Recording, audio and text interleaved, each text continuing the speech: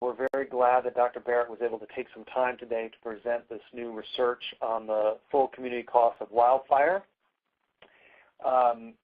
She got her undergraduate degrees in political science and Japanese, a master's in geography from Montana State, and then a PhD in forestry from the University of Montana. And her doctoral research focused on climate change impacts in high mountain ecosystems.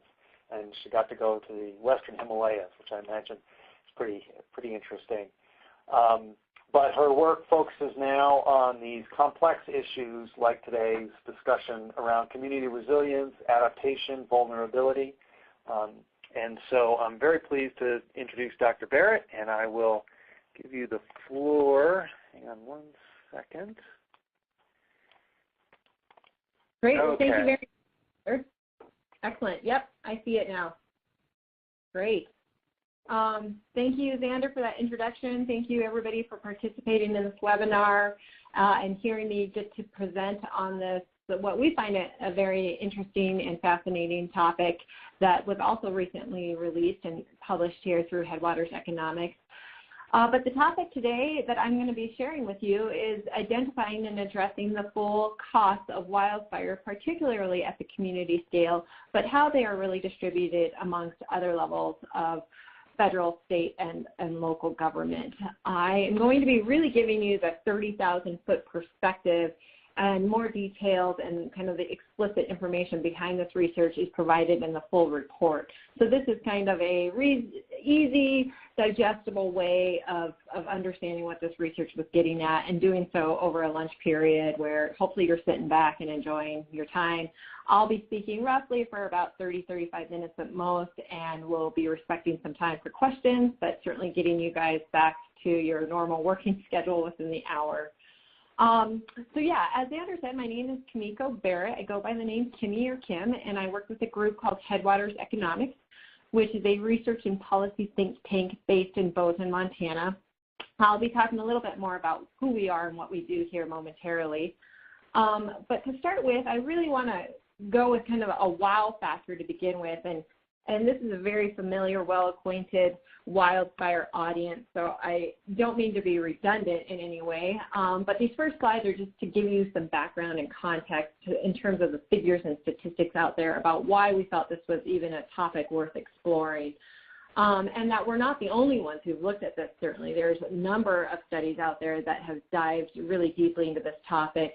We tended in this research report to synthesize and summarize many of those findings into one larger comprehensive report, but we really are repeating a lot of information that's already been out there. For instance, last year, the National Institute of Standards and Technology came out with a report that attempted to enumerate wildfire impacts and costs at the national and federal scale, which they defined as a larger economic burden, looking at cost plus the net value lost to understand how is this actually impacting the GNP of the country. And their estimations came up with, during a wildfire season, anywhere from $75 billion to as high as $350 billion almost. Money is involved in the larger economic burden of wildfires, again, depending on the scope and scale of the wildfire season. But it's substantial regardless, certainly enough to impact the gross domestic product of the country during certain, particularly severe years. In California alone, the Department of Insurance estimated that the insured claims from home and property loss from 2017 wildfire season has already exceeded $12 billion. So again, this is just explicit to home and property loss. Some projections of the long-term impacts from this, including impact to wineries, tourism businesses, other things related to property values or tax revenue loss, some things I'll be talking about in more detail here, have already exceeded $100 billion and could reach up to $200 billion in the next 10 to 20 years. So these are long-term impacts that tend to reverberate through the economy for many years after a wildfire event. As of August 1st this year, 2018, the Forest Service has just under $200 million remaining in their fire suppression fund and has already requested a transfer of about $500 million from other accounts. And this is a term we're probably all familiar with here in this audience of the fire borrowing issue, so pulling money from non-fire programs in order to be sacrificed for fire suppression costs, which is hopes to be ended with the legislation that was passed, the so-called fire fix, but that's not going to take effect until 2020. So as of this year, it's still very much a problem the Forest Service is having to grapple with, and in doing so, other programs such as wilderness or recreational programs are being sacrificed to that wildfire suppression, particularly given the scope and scale of the fires that are in the western states, resulting in the compromising of the wildfire budget in general for other programs. So this ultimately led us to this question. Well, what are the full costs of a wildfire beyond just suppression? And in particular, who pays for these costs? And I'll give you a bit of background about why we wanted to answer this question. But before I do that, I wanted to talk a little bit about the agenda for today. Again, I hope to wrap this all up within about 30-35 minutes and then allow time for questions. I'll first be talking about who we are at Headwaters Economics, and then talk deeply about what the problem was, the research question, the approach, the analysis we took. I'll give you the very general key findings and summaries of the results that we came up with, and then why this is important for communities. And I'll be doing a quick plug here for a program that we house within the Headwaters Economics framework, but it's called the Community Planning Assistance for Wildfire, or the CPAW program, which is really part of our solution and way to kind of end this presentation on a high note and provide some hope for communities in grappling with these larger cost implications and planning communities for wildfire events in the future, which the trends all suggest are only going to increase. Again, something that this audience is acquainted with and familiar with given your own knowledge and expertise. But before I go any further, who we are here at Headwaters Economics. We are a research and policy think tank. Here's a lovely photo of me here in the upper left corner. My name is Barrett. We focus on a diversity of issues, everything from energy use and coal transition right now that's taking place in many rural communities, to looking at public lands issues and recreational impacts, to wildfire topics and wildfire trends, as well as community preparedness and planning efforts. And that's the field I lead. We're a relatively small group of about 10 researchers and data specialists. And I myself live next door in Park County, which is in Livingston, and you'll see a picture of that here momentarily. But we have a variety of resources and tools on our website that we use to help elected officials and community members explain certain topics that might be relative to their community or their county. As I said, anything from energy topics to public lands issues, socioeconomic demographics and how that might correlate with economic development, to wildfire, which is some examples up here. So we have online interactive, different maps, different visualization tools and platforms for different users to use depending on what they're trying to understand about their own community, to essential research projects and papers that might help establish a dialogue and understanding on things. So these are just a few examples, and all of these are widely available off the Headwaters Economics website. That's a little bit about who we are. Going into the problem and what I'm going to be talking about during this presentation is, as we all know, wildfires are increasing across the country, particularly in the West. They're getting bigger, they're burning longer, and they're causing more damage due to the scope and severity and frequency of which wildfires are increasingly occurring. In concurrence with this, we have people increasingly building their homes within wildfire-prone land, so wanting to build in areas that are near high amenities, recreational opportunities, the forested public lands boundary, and other areas that are largely referenced as the wildland-urban interface, or the WUI, again, a term that many audience members in this presentation are familiar with. And in parallel to that, we have other impacts from climate change, as well as decades of fuel loading that exacerbate and accelerate the wildfire trends that we are now grappling with across the country, and as I said, certainly in the western states. So here's kind of the larger problem here. Collectively, we've got warming climate, we've got denser forests, we've got more homes built in the way. In addition to that, you have more people that lead to more human emissions. There's a lot of attention to this last component recently, specifically with respect to Jennifer Bach's work and studies that have come out indicating that as many as 84% of wildfires are actually ignited by humans. That does not include arson. That's actually inadvertent causes such as trucks or mechanical failures or equipment that are lighting wildfires. So you have all these parallel trends rising and increasing over recent years, and in doing so, the wildfire problem is certainly growing in size and severity. What that in turn implies is that there is an increasing trend here with respect to the cost for protecting homes and lives and those structures that are situated within wildfire-prone areas. So during the 1990s, we have an average of about $1 billion spent per year within both the DOI and the USDA on firefighting and equipment and personnel services for protecting, suppression efforts. And then in the more recent years, during the 2000s, up until last year, this has increased substantially up to just under $4 billion per year. So these are the rising suppression costs as they continue to increase. I'm sure many of us have seen that graphic out there of the Forest Service budget, and they're projecting that by 2021, up to 67% of the Forest Service budget is going to be consumed by suppression costs if current trends continue.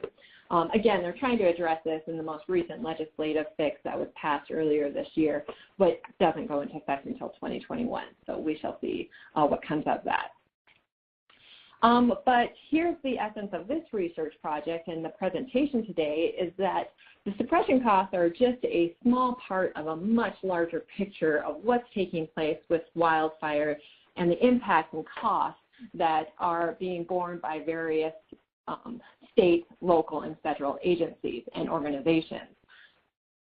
There are a variety of other socioeconomic, ecological, and environmental impacts with related costs that often go unrecognized, or they don't start to materialize for months and even years after a wildfire.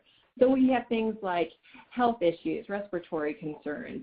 This is a photo taken last year here in Montana of Seeley Lake, in which the particles in the air, the particulates, were causing significant health concerns for the residents in the area, and the health admissions into hospitals increased by something around 50%. We also have impacts to tourism and recreational businesses, as well as post-fire flooding mitigation and stabilization of landscapes and other hillsides or debris flows that might threaten structures or homes in the future. And then another one up here is this is a photo that's actually taken of Kansas, but is really indicative of a lot of issues that have been going on with the grasslands and rangeland fires. And I'm thinking of last year in Montana, there was the Padua Complex, which scorched a couple 100,000 acres in eastern Montana. And I was recently speaking with the county commissioner over there, and he said one of the biggest costs resulted from the loss of hay for livestock. And so those are one of those unforeseen costs that isn't explicitly calculated up front, but in the long run has a substantial impact on local residences and the community itself that is struggling to overcome some of those cost deficits. And then in return, one of those kind of maladaptation practices was that a lot of the western ranchers and others from out of state contributed and donated hay to the farmers there in Garfield County, which was very much appreciated. But in doing so, a lot of noxious weeds were brought in, or the hay spoiled in the process of being transferred. And so some of those, those have resulting implications that we really did try to capture in this report by looking at other case studies and analogous examples of how costs have been calculated over these catastrophic wildfires. So I'll be sharing those here momentarily. But those are some examples of what some of these other implications of wildfires are that, again, might not be immediately recognized or acknowledged when you're calculating a wildfire budget. So this leads us to the fundamental question, well, what are the full costs of a wildfire and who at the local, state, or federal level is paying for these costs? This research project, it's very interesting. This is where I live. This is Park County, Montana. This is the Pine Creek fire that happened just a couple of years ago. Here in the lower corner of the mountain at the foothills is the town of Livingston. This is the Park County borders Yellowstone National Park. So Yellowstone's just about an hour drive from Livingston, 60 miles or so. Here's the Yellowstone River going through. And there's a little community here called Pine Creek where a number of structures were burned from this fire. And it was just a good reminder for Park County about the dangers of the wildland-urban phase and a lot of the home development patterns taking place. Park County is the high scenic amenities. It's increasingly drawing a lot of second home ownership and retirees. The economy is being driven largely by tourism, recreation, and non-labor income, which is replacing some of the more traditional industries of agriculture and the natural resource extractive economies. So you have this transition of economy, and you have a growing concern about wildfire, but the culture and the perspective for Park County has historically been quite conservative. And so in order for them to understand and embrace more progressive planning initiatives about why it was even important to start thinking about wildfire from a proactive planning framework, they asked us to provide them with some basic science and data and resources to help support the elected officials' decision to implement stronger regulations in the WUI for wildfire mitigation measures. And this was, again, through this program called the Community Planning Assistance for Wildfire, the CPAW program that I'll be talking about towards the end of this presentation. So Park County requested this from us, from Headwaters Economics and CPAW program, so that they could elevate the dialogue and the context around wildfire risk in the community and use it to leverage stricter mitigation requirements in certain wildfire-prone areas. So what we did first is dive deep into the literature out there, as any research project would, what's out there, who's already done the work, and what can we use and pull from to tease out some of the main key findings that we later replicated in our own research projects. And very largely, most of the literature out there delineates wildfire impacts into categories of these direct costs, so what can be explicitly quantified. Suppression costs, for example, are tracked through federal agencies. Relief and evacuation service fees can be easily tracked. Some immediate stabilization and rehabilitation costs, and some of those other costs related to insurance claims and home and property loss can be considered these direct claims. And then alternatively, we have these more long-term losses, so more of the peripheral and secondary impacts and associated costs that are a bit more cumbersome and tricky to really quantify or apply a numeric measure behind. And so this is something like long-term landscape rehabilitation or human loss of life, other things that might be a bit more qualitative in nature. And so again, very largely, this is how literature tends to segregate these two costs, but it can also be broken down, as the NIST report has done, into a variety of different variables and measurements. What we did in order to try and simplify this for our targeted audience of elected officials and homeowners is break it down into short-term expenses, which were largely considered these direct costs. So again, things that were immediately quantified within the first 6 months of a wildfire event. And then alternatively, we have these long-term losses.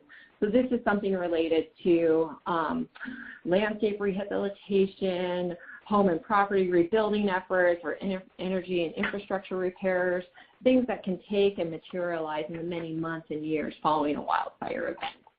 And this is done just to more or less generalize and make it a bit more digestible to a broader audience. So here are some examples of how we delineated these. You can see the entire suite of impacts in the larger report, but this is just to give you a better idea of how we, within our approach, explicitly categorized and tabulated each of the impacts. What we did from there is we identified case studies where either research bodies, such as the Rocky Mountain Research Station, or individual consulting firms or institutions, such as the Schultz fire, which was the, Xander just referenced, the Ecological Restoration Institute, the ERI, dug deeply into each of these fires and had already enumerated all the wildfire impacts and associated costs. So we synthesized the results from these 5 case studies, brought them together and did a fairly simple analysis of delineating them into various expenses and damages. So again, here are the 5 case studies on the left-hand side. This is just the table breaking it down to try and show how the total cost varied quite heavily based not only on the acreage, but also on the days burned, and then how this broke down cost per acre as well as cost per day. And then these are the original citations here on the right side of where we received and retrieved much of the data that we used for our own analysis. From there, it was a fairly straightforward approach of, again, delineating and itemizing the entire list of impacts and then breaking it down into either a short-term expense or a long-term damage. There are some disclaimers and parameters of this approach that I'll talk about here in a minute. And then from that, it was a fairly straightforward calculation of identifying it as a proportion or a ratio of the total wildfire cost based off the duration and the moment that some of those costs were paid for through the various state, local, or federal bodies. Some of the key findings, this is, as I said earlier, that 30,000-foot perspective. That concentration of homes and structures was certainly one of the largest determinants of wildfire costs, not only with suppression, but also with respect to home and property loss and then long-term rebuilding efforts. And this correlates with another research project that we had just released here, for example, looking at the state of Montana, and we did this in partnership with Pyrologics, but looking at structured development patterns in the state of Montana and where high wildfire risk areas were located.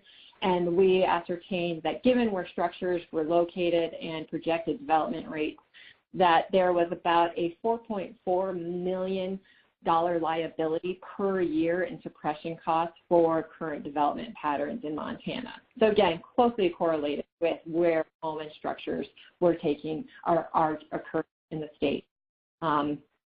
It also correlates and parallels a study that was done back in 2008, which looked at where structures were located with respect to suppression costs. And so if a home or a structure was built within 1 mile of a wildfire perimeter, that exponentially increased the suppression costs by 7% in contrast to homes that were built a bit further away or within this 7-mile perimeter. Again, not too surprising. Another key finding from this research showed that suppression costs actually comprise less than 10% of the total wildfire cost budget or the larger economic footprint of a wildfire. When you look at these other impacts, and these are generalized into these categories, things such as degraded ecosystem services, which is largely watershed repair or other critical natural infrastructure or resources that are needed by community for their stability and really their general welfare. So repairing those services was a large component and a huge price tag. Another one was home and property loss at 21%.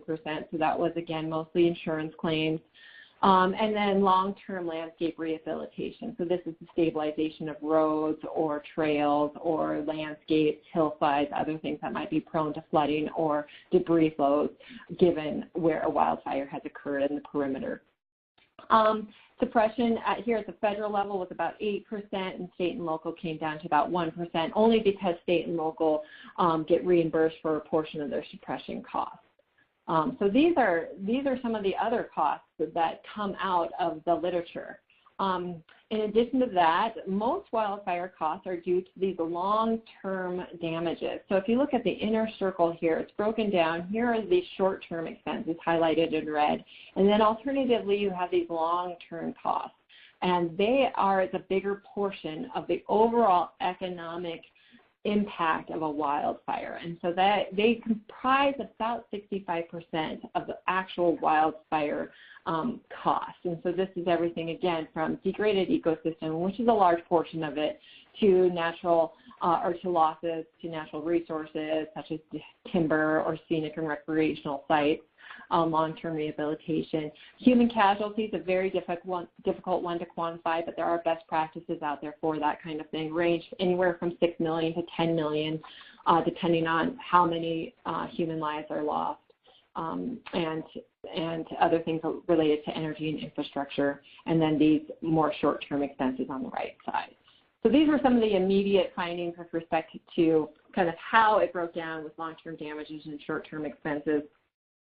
In terms of who actually pays for these, breaking it, we tracked each of the costs down to the agency or the organization that footed the bill. And in doing so, you're able to determine, at what scale, the local, state, or federal level. However, there is some overlap in that, given the transboundary nature of wildfires and some of the disclaimers I'll talk about here in a minute, that it can be hard to discriminate this. Very generally, local organizations and government bodies, homeowners, pay for about 46% of wildfire costs. So almost half of all wildfire costs are actually borne by local communities. State and local, so kind of a mix of different agencies from the DNRC level down to actual local government services, combined with state, pay about just under 20% of wildfire costs. Federal agencies, including BLM, Forest Service, FWS, FEMA, other ones, pay about 12% of wildfire costs. And then a combination of all three entities, as well as large nonprofit bodies such as Red Cross, even some insurance groups, comprise this kind of other category, and they comprise about 24% of wildfire costs. So that's where the various wildfire costs are distributed. When you break it down even further, looking at this graphic here on the right side, you look at federal costs, for example, most of the costs that the federal agencies pay for are related to short-term expenses, which isn't a surprise when you look at efforts like suppression and first aid and evacuation relief services. Alternatively, looking at local costs, most of what the local entities pay come from long-term expenses. Also not a surprise when you look at rehabilitation or energy and infrastructure repairs or loss to local businesses and tourism. Those are the highlights of what the research came up with. I've got to move here to my second one.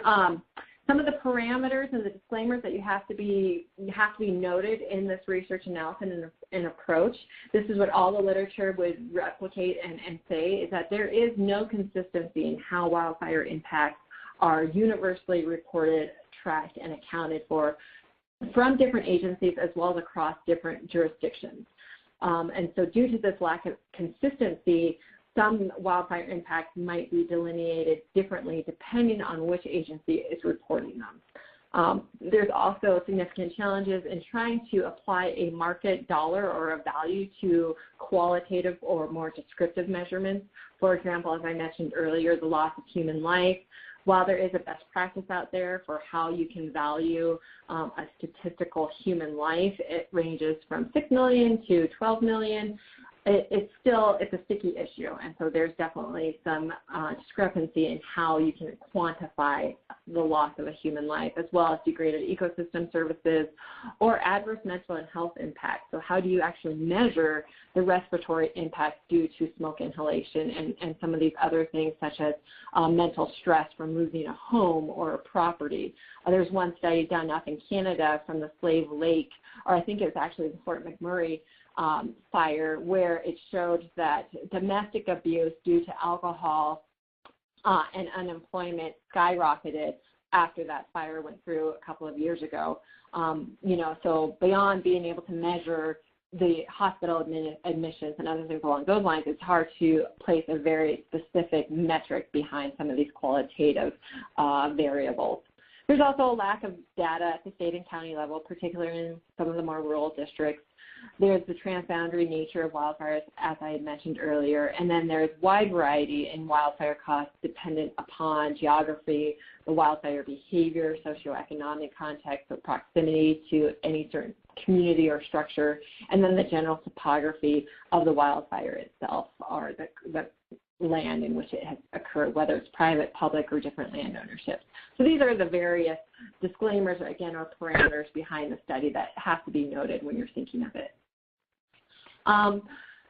So really, what does this mean for local communities? And this is really the meat behind this project and the purposes for wanting to do it for Park County. So given that communities are looking at paying nearly half of all wildfire costs over the long run, what can they start doing now to better plan and prepare for some of these significant wildfire events in the future? And this is what Park County really wanted to know. They wanted the leverage to apply what I just talked about in order to compel homeowners and elected officials to take the steps necessary now to prevent some of these costs in the future.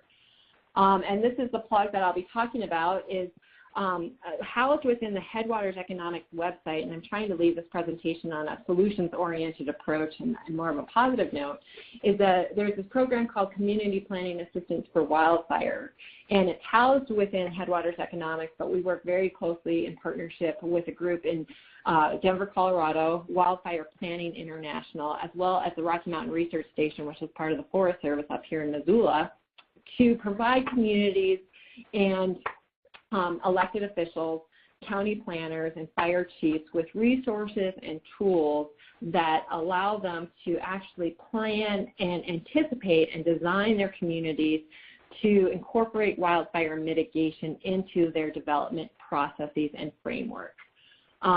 So we're looking at everything from landscape regulations to zoning, ordinances, a lot of words that have fairly high stigma behind them and can be contentious in certain communities.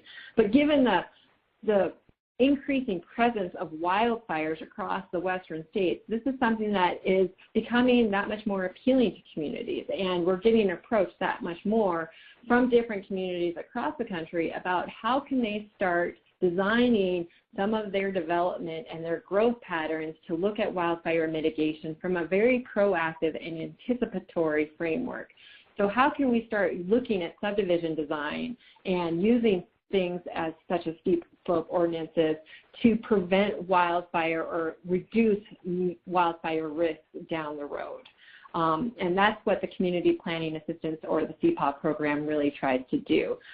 For example, we work in tandem and very closely with many existing programs out there, such as Firewise or Ready, Set, Go, fuel treatment projects, and a lot of other efforts that are already in place. And what we do is bring in this land use planning component. So what we're proposing is that land use planning in coordination with forest management projects and Firewise and other public and homeowner education projects, by collectively employing and deploying all of these tools at once, we can try and really work at reducing community wildfire risk.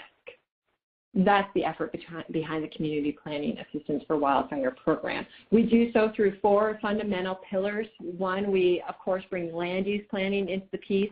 So with land use planning, we also work with foresters and hazard mitigation specialists through the Rocky Mountain Research Station to provide planners and foresters with expertise behind zoning, regulation, and various development processes that can work to bring the wildfire mitigation piece into the actual discussion and conversation about how community growth occurs and where it occurs. To do so, we also leverage risk assessments that are provided with the expertise of the Missoula Fire Science Lab. So they come with us to communities and work with the stakeholders on the ground to calibrate their models to identify where risk is occurring in that community, and then how community planners can actually use that information to prioritize their development patterns based off that level of risk. Another thing we do is provide capacity building opportunities. So we host workshops, a lot of what Xander was just talking about with the Southwest Fire Consortium, so trainings, opportunities for different stakeholders to come into the room and learn about how land use planning can work in tandem with some of these other ongoing efforts to reduce wildfire risk, and what that kind of looks like when you work together as a team and you bring land use planners in with fire personnel districts and fire chiefs to discuss this topic as a group. And then lastly, research and science. This is provided largely through the Headwaters Economics body, but we bring information, data science, as we have with Park County, to elevate understanding and help bring in the conversation of the wild-land-urban interface using the best science that we have at our disposal. For example, this image here is a research project that we're just about to release. co-authored with Dr. Steve Quarles at the Insurance Institute for Business and Home Safety. And what Dr. Quarles and I are looking at is how can you construct a home to wildfire risk resistant standards? What are the costs behind that? And how does that compare to a home that's built with more traditional combustible materials? And so this was another request from Park County, who said, well, if we're going to employ all of these development plans and mitigation risk reduction measures into our community growth plan and these other recommendations you're providing, what is going to be the bottom line cost differentiation for the homeowner and the builders, the construction industry? What's in it for them? And so this is something that we're looking at in terms of what is the cost comparative analysis between homes built to different wildfire resistant standards. The great thing about this program is that we provide all these services and recommendations to communities at no cost. This is entirely voluntary. They can apply for the program on all those services and recommendations that come out of it are adopted at the discretion of the local jurisdiction. We work with them over the course of 1 year very intimately, but then for multiple years after, we provide ongoing support and make sure that we can implement some of these applications to the best of the community's ability. So what else would they really need in order to leverage the recommendations and get the support to formally adopt, for example, a WUI code or another building code that would address wildfire risk in the WUI. Any community, either a county or a town or a city, can apply as long as they have actual jurisdiction over local land use planning and zoning within that area. And the application has to be jointly submitted by both the planning department as well as the local fire district, simply because we are stressing that land use planning around wildfire risk cannot happen without having the fire expertise in the room and vice versa. And you can certainly learn more about this by visiting this website or going to the Headwaters Economics website, where all of this information is widely available. In conclusion, I really want to leave you with two distinct points that came out of this research. One is that, again, as I said, almost half of all wildfire costs are paid for at the community level. And given that the time is now to plan for some of these wildfire risks that are in the future and anticipate wildfire events in advance of them coming. That's really what I want to drive home, is that wildfire costs are going to affect every local homeowner, business, and government agency. So we've got to start addressing this at the level in which these wildfire events are taking place. With that, this is my contact information, both my phone and my email, and I can be contacted and will respond to anybody who's got an inquiry with me. So that's all I got. Yeah, that was excellent. Thank you very much. You did an excellent job of rolling through a lot of material in a clear way, so thank you. We can always tell presenters who've practiced, so thank you. Couple questions have come in, and I want to turn to one from Andy, and he asks whether the financial costs of hay are substantially lower than the roads and the bridge construction due to water and debris damage. Was the commissioner saying that the costs were more to families, quality of life versus community actual costs? I guess he just was sort of, maybe if you could expand on that comment a little bit. Sure, absolutely. So this came from Commissioner Jerry Collins. He is the commissioner for Garfield County. Jordan is the seat for that area. It is located in eastern Montana, so it was widespread grass and rangeland fires last year. And it's significantly characterized by rural lifestyle. So ranching operations are what the economy is based on. And so there isn't a lot of infrastructure in Garfield County beyond, some minimal county roads. There's a small, a handful of communities out there, but really agriculture drives that, not only the economy, but the culture there. And so when you have on the landscape 80% of the county consumed by wildfire, a large part of that is based off of haying operations. And so that is what the commissioner was referencing. And so I think it was not only the financial loss, but the impact personally to those ranchers to see so much of their land and their investment being so quickly consumed by a a rapid fire that moved through. And of course, at this point, things are regrowing there, and those farmers are better off than where they were last year, but they're certainly still dealing with these kind of after effects and aftermath of the wildfires from last year. And so that's what the commissioner was referencing, I think, was not just the financial loss, but the impact to the homes and the families in losing something that they had so heavily invested in. I don't know if that answered Andy's question, but that was what the commissioner was referencing. Great, thank you. And let's see, Tim Kirkpatrick texted in to talk about the costs wonder about the costs in the southeast and eastern U.S. And I guess maybe to expand on Tim's idea, I'm curious, you took a case study approach, which I think makes sense given the availability of data. But if you had sort of, free reign to pursue this as a research interest, what are some of the next steps in terms of would you just build out more case studies in the southeast and in eastern U.S. and other places just to expand the data set, or is there another approach to kind of more systematically build up our understanding of these numbers and these costs? Yeah, no, that's a great question. Geographically, certainly it would be beneficial to expand the scope of what this case study analysis looked at. So looking at Gatlinburg, for example, Tennessee would be a fascinating case study. Looking at the Florida or the Georgia wildfires, I think would certainly add a lot of context into what some of the impacts are at the community level. So if those studies are available, they would certainly add a lot more depth to this research. I think in a way of systematically doing it, the best approach I can think of is to identify proxy variables, which might give you some indication of what the impacts would be at the socioeconomic level. So looking at drivers such as employment patterns or income, non-labor income, which would imply that more of a retirement or scenic destination. What are the sectors that really drive local economies would be some sort of proxy indicator of what the impacts would be to a community if a wildfire came through.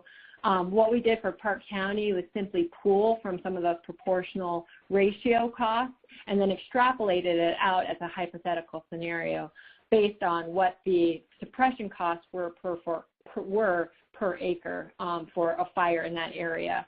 And so by doing that, you can say, well, based on a fire of 15,000 acres that was immediate threat to this community and a suppression cost value of, $1,500, for example, per acre, extrapolating off of that value, you're looking at the economic overall cost of $80 million for Park County if a wildfire came through. And so that kind of analysis can be done. But as with any research, the more data you have to kind of build that warehouse of knowledge, the better it becomes. Yeah, no, that makes sense. Thank you. Jim Webster asked whether you have examples of communities who have done good land use planning and then save money when a wildfire has struck. Sure. And Jim, thank you for asking that question. Jim himself comes from Boulder County, I know, and they are one of the leaders in wildfire mitigation at the community level and have done some great work out there.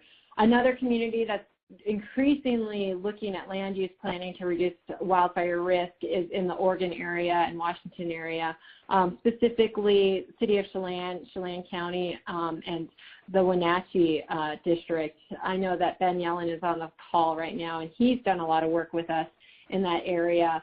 And they're adopting a WUI code to try and reduce wildfire risk to communities that are situated within the WUI, not only for the cities of Wenatchee and Chelan, but also at the county level.